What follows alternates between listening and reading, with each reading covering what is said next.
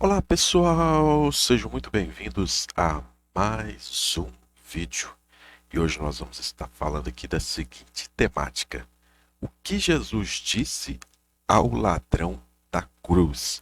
Muitas pessoas alegam, utilizam esse texto lá de Lucas 23, 42 ao 43 como uma verdade absoluta, como prova de que as pessoas, ao morrerem imediatamente, elas vão para o céu.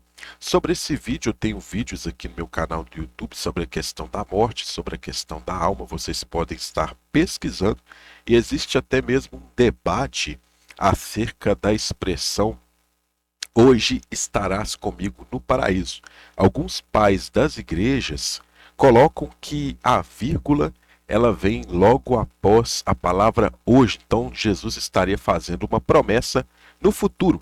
Tentaram de tudo para poder tentar deturpar este texto, porque se você for pegar os registros dos evangelhos, das cartas de Paulo, Jesus ele não ascendeu ao céu imediatamente após a sua ressurreição, mas ele foi bem depois do que isso. Então, ou seja, a promessa do ladrão seria uma promessa que Jesus teria feito que ele não cumpriu para esse ladrão, ou seja, o ladrão ele teria esperado incríveis mais de 40 dias para então subir ao céu com Jesus. Seria uma palavra mentirosa. Então alguns tentaram deturpar este texto, colocar dessa forma, ou seja, alguns pais da igreja tentaram fazer isso, e hoje eu vim trazer um pouco para vocês a respeito do que ele falou na cruz.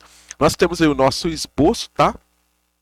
Antes de nós darmos início aí, já se inscreve no canal, porque aí você já fica por dentro aí das novidades que vão estar sendo colocadas aqui. Ativa aí o sininho para você ficar por dentro de tudo, tá? Que nós vamos estar falando aqui. Então, o que Jesus disse ao ladrão da cruz?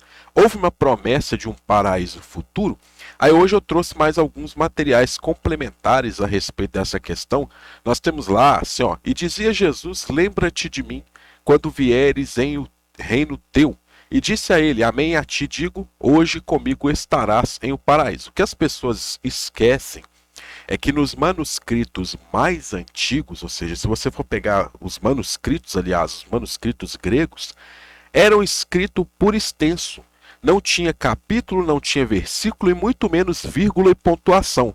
Então, se você for parar para poder analisar tudo escrito por extenso, ou seja, não teria nenhuma pontuação aqui, como você vê nesse texto aqui. Ou seja, seria escrito totalmente por extenso. E uma vez que seja escrito por extenso, você não tem aí uma pontuação que denota. Então, ou seja, se Jesus ele disse realmente a questão do hoje estará comigo no paraíso, seria uma questão futura. Mas então, por que que Jesus ele só ascendeu ao céu depois de 40 dias? E o texto ele é claro em dizer no momento da ressurreição que Jesus chegou até Maria. Maria questiona ele e ele não deixa Maria tocar nela. Ele fala: não toque em mim porque eu ainda não subi para o meu pai. Então quer dizer que ele não foi para o pai ainda. Então seria uma promessa mentirosa. Fica essa perguntinha para todas aquelas pessoas que utilizam esse texto como uma verdade absoluta. No grego nós temos aqui, ó, kai relegen iesus, mineste timu rotan, eltes eiten basileian su, kai eipen autu amen soilego, semeron met rimo esse ento para de isso. Então seria essa expressão em grego. Existem algumas problemáticas em relação a esses textos dos versos 42 ao 43. A leitura é apoiada nos seguintes manuscritos, essa leitura que tem aqui no versículo 42 e 43, tá? Que é o Papiro 75, nós temos o Códice Vaticano, outros manuscritos aqui, tem aqui o Copta e Saídica também, que algumas versões atestam.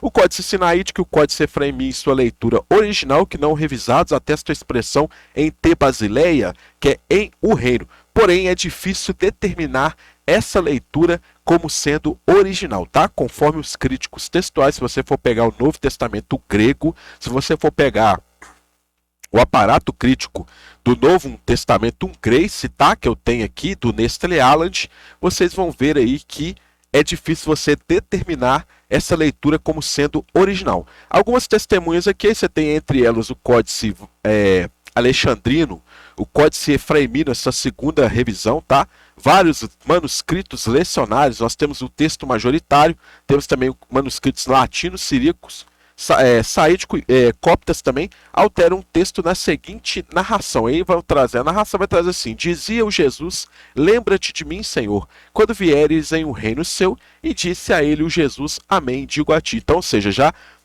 altera a ordem da narrativa, esses manuscritos. Aí o manuscrito aqui tem esse manuscrito que 070 omite as palavras Roiesus, o Jesus. Os pais da igreja, Gregório Nissa, Crisóstomo, Próculo e Ezequiel, omitem a expressão otan eltes, que significa quando vieres, fazendo o verso ficar da seguinte maneira: dizia o Jesus, lembra-te de mim, Senhor, em um reino seu, e disse a ele o Jesus, amém, digo a ti. Então já não trazia quando vieres no teu reino.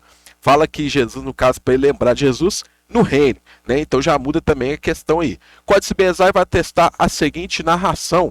Aí nós temos aqui Estrafes, Pros, Ton, Kyrion, Eipen Autu, Minestet Muente, Rimera, Tes, Euleuseosu, Apocrites, Terro, Iesus, Eipen Aututo, Epiplesonte, Tarsei, que significa lembra-te de mim em um dia tua vinda sua, respondeu-de o Jesus, disse a ele o sobre acreditar. Então seria essa expressão do Códice Bezai.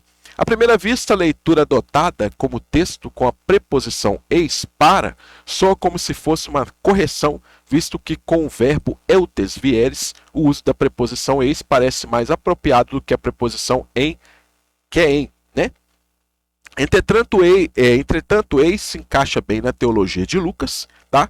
Conforme ali o Lucas 24, 26, entrar na eis, na sua glória, melhor do que qualquer das outras leituras. O texto que aparece na maioria dos testemunhos, Rotan, é o texto em te Basileia Sul, quando vieres em com ou em teu reino ou em teu poder real, é mais ainda a leitura do Códice Bezai, em te remera, tes euleseu sul, no dia da tua segunda vinda, ou seja, coloco ali segunda ali aparentemente, tá?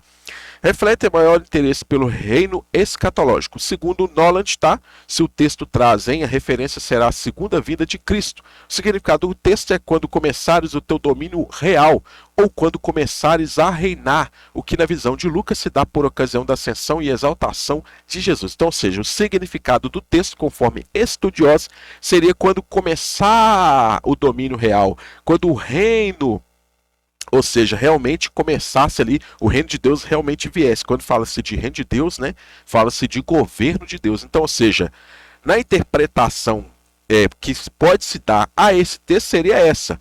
Porque se você for interpretar como a maioria dos religiosos colocam, que era uma promessa que o ladrão subiu ao céu, não vai ter problemas. Porque a narrativa dos evangelhos vai trazer que Jesus ele não tinha ascendido ao Pai depois da sua ressurreição. E aí, como que fica? Se Jesus não ressuscitou, seria a promessa ao ladrão que estava na cruz uma promessa mentirosa? E aí, religiosos, como que fica agora essa interpretação de vocês, se vocês não colocarem a interpretação como tratando dessa forma aqui, ó, quando começar o teu domínio real, ou quando começares a reinar, ou seja, no momento que Jesus começasse a reinar, como vocês interpretam que essa narrativa se trata de algo literal naquele exato momento que Jesus prometeu, como que fica agora, hein? Fica essa perguntinha para a reflexão dos senhores e das senhoras, tá bom? Não deixe de curtir, comentar o vídeo, compartilhar, se inscreva aqui no canal para mais novidades que vão estar sendo colocadas e você ficar por dentro delas. Desejo a vocês muito sucesso, meu muito obrigado e até a nossa próxima oportunidade.